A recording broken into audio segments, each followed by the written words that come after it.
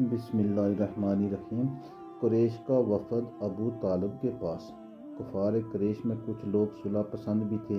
وہ چاہتے تھے کہ بات چیت کے ذریعے صلح و صفائی کے ساتھ معاملہ طے ہو جائے۔ چنانچہ قریش کے چند معزز رؤسا ابو طالب کے پاس آئے اور حضور صلی اللہ علیہ وسلم کی دعوت اسلام اور بت پرستی کے خلاف تقریروں کی شکایت کی۔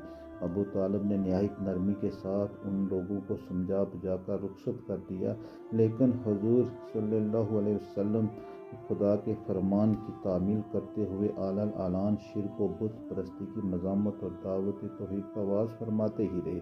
اس لیے قریش کا غصہ پھر بھڑک اٹھا۔ چنانچہ تمام سرداران قریش یعنی عتبہ و شیبہ، ابو سفیان و عاص بن ہشام و ابو جہل، ولید بن مغیرہ، عاص بن وائل وغیرہ وغیرہ سب ایک ساتھ مل کر ابو طالب کے پاس آئے اور یہ کہا کہ آپ کا بھتیجا ہمارے معبودوں کی توہین کرتا ہے، اس لیے یا تو آپ درمیان میں سے ہٹ جائیں اور اپنے بھتیجے کو ہمارے سپرد کر دیں، یا پھر آپ بھی کھل کر ان کے ساتھ میدان میں نکل پڑیں تاکہ ہم دونوں میں سے ایک کا فیصلہ ہو جائے۔ ابو طالب نے قریش کا تیور دیکھ کر سمجھ لیا کہ اب بہت ہی خطرناک اور نازک گھڑی سر پر آن پڑی ہے۔ ظاہر ہے کہ اب قریش برداشت نہیں کر سکتے اور میں اکیلا تمام قریش کا مقابلہ نہیں کر سکتا۔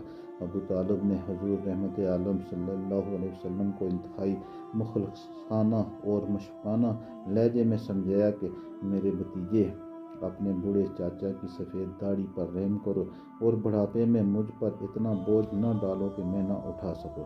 اب تک قریش کا بچہ بچہ میرا احترام کرتا تھا، مگر آج قریش کے سرداروں کا لب و لہجہ اور ان کا تیور اس قدر بگڑا ہوا تھا کہ اب وہ مجھ پر اور آپ صلی اللہ علیہ وسلم پر تلوار اٹھانے سے بھی دریغ نہیں کریں گے۔ لہٰذا میری رائے یہ ہے کہ آپ کچھ دنوں کے لیے دعوت اسلام موقوف کر دو۔ اب تک حضور رحمت عالم کے ظاہری معین و مددگار جو کچھ بھی تھے وہ صرف اکیلے ابو طالب ہی تھے۔ حضور رحمت عالم صلی اللہ علیہ وسلم نے دیکھا کہ اب ان کے قدم بھی اکھڑ رہے ہیں۔ چاچا کی گفتگو سن کر حضور اقدس صلی اللہ علیہ وسلم نے جذباتی انداز سے بھری ہوئی آواز میں فرمایا کہ چاچا جان، خدا کی قسم، اگر قریش میرے ایک ہاتھ میں سورج اور دوسرے ہاتھ میں چاند لا کر دے دیں تب بھی میں اپنے فرض سے باز نہ آؤں گا۔ یا تو خدا اس کام کو پورا فرما دے گا یا میں خود دین اسلام پر نثار ہو جاؤں گا۔